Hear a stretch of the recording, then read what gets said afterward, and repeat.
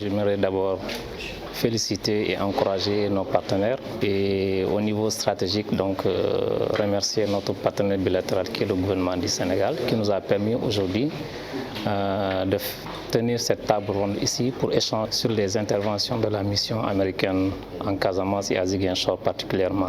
Et quand je parle de la mission américaine, c'est aussi bien l'USAID, le département d'État de l'agriculture, mais aussi d'autres agents qui financent les projets et programmes en Casamance. L'urgence pour nous, c'est l'urgence du gouvernement du Sénégal, qui est de faire en sorte que de pacifier en tout cas la zone sud du Sénégal, que nous accompagnons. Les projets de développement, nous en avons beaucoup dans les différents secteurs que sont la santé, la croissance économique, l'éducation, mais aussi la gouvernance.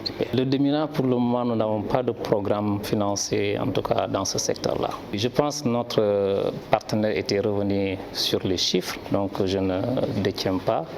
Je pense qu'il faudrait vous rapprocher de M. Ndeki et de CRS pour qu'ils puissent vous disposer, en tout cas mettre à votre disposition ces chiffres. Je sais que c'est très rare qu'un projet finisse et que les gens demandent que ce projet soit fini. Donc les gens demandent toujours à ce que les projets soient renouvelés. Bon, on les comprend, c'est tout à fait normal, mais j'aimerais dire que chaque projet a une fin, mais aussi tout en vous disant aussi que le gouvernement américain est aux côtés du gouvernement du Sénégal depuis plus de 60 ans et nous allons continuer cette collaboration sous d'autres formes. On aimerait transférer cette question aux bénéficiaires de nos différents projets et programmes qui sont les mieux habilités à répondre à ces questions. La localisation de l'USAID pour nous, c'est de mettre beaucoup plus de ressources aux organisations locales et j'aime rappeler que ce n'est pas quelque chose qui est nouveau, mais quand même ça permet aux organisations locales sénégalaises aussi de comprendre nos mécanismes de fonctionnement, nos procédures pour qu'elles puissent aussi bénéficier en tout cas de ces financements. Les perspectives pour les années à venir seront arrimées aux différentes priorités du gouvernement du Sénégal, comme on le dit très souvent. Nous avons un plan stratégique qui est en cours et qui termine en 2025. Certainement, nous avons des projets en cours à Ziguinchor, c'est-à-dire 19 projets que nous avons tantôt parlé. Mais à la fin de notre plan stratégique en 2025, il y aura aussi un autre plan stratégique qui va définir les contours des futures interventions de l'USAID au Sénégal, mais aussi en Casamance particulièrement. Les actions par rapport à la paix, je pense qu'on a deux financements de la mission de l'USAID en Casamance. Donc un financement du département d'État et un autre financement de l'USAID. La mission. Donc BPRM s'attelle à appuyer les populations retournées pour leur réinstallation en les aidant à rebâtir leur foyer, en travaillant à l'accès à l'eau, hygiène et assainissement et en les aidant dans les activités génératrices de revenus pour se créer des activités pour gérer un peu leur subsistance. Pour ce qui est du second projet financé par l'USAID, Aliwili, aujourd'hui il est passé par plusieurs phases, mais la phase actuelle travaille un peu à la réinsertion des ex-combattants. Donc jusque-là, on est arrivé à la faveur des accords de paix entre Jacaï et l'État du Sénégal depuis le 13 mai, je pense, 2023. Appuyer 180 ex-combattants, revenir à une vie civile, 79 de leurs épouses et 56 accompagnateurs et facilitateurs.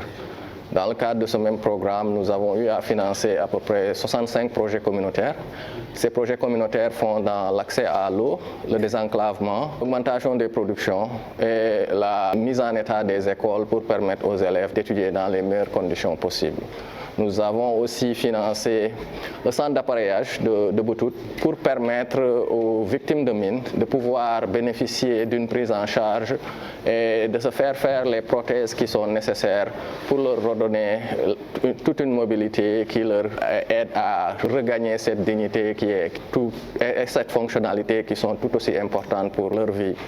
Je pense qu'en dernier lieu, on va noter les extraits de naissance. Donc, à ce jour, je pense 55 000 à peu près individuels qui autrement seraient apatrides ont pu faire leur demande pour être pris en charge dans le cadre de la production d'extraits de naissance pour lesquels nous travaillons avec les autorités de la justice ici.